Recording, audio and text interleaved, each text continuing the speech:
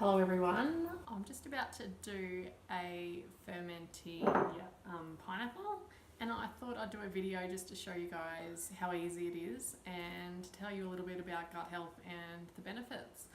So I'll show you the process. I've got a whole pineapple, and the first step is just to core the middle and take all the sides off.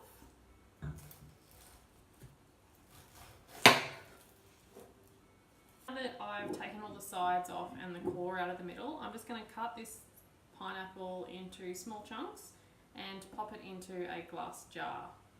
So the glass jars that I use are just, a friend of mine gave them to me. So her husband loves the peaches in a jar, and they buy these from the local fruit shop. And he has like 2 jars a week, so that's perfect for me and all my fermenting. Use any jar with a lid. I know I've also got another jar here, which is a leftover coconut oil jar. So after you've washed them out, a good way to sterilise them is just using hot water. Hot water, no soap, and then they're right to go. So I've cut the pineapple into small chunks. Now I'm just going to pop it into the jar.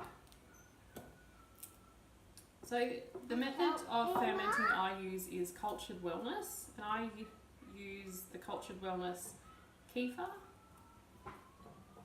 as my starter for my fermenting of the pineapple. So just pop enough pineapple in there until it's quite full at the top. So I've got another jar there handy, so I'll fill 2 of those. So once your jars are filled with your pineapple or whatever fruit you choose to ferment, you can then fill it with about a cup or half a cup of kefir starter.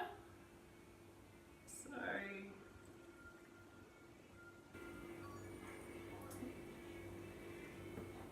I've just sort of filled it about a quarter of the way up.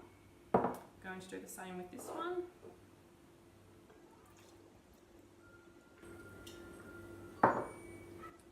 And then I'm just going to top that then with filtered water.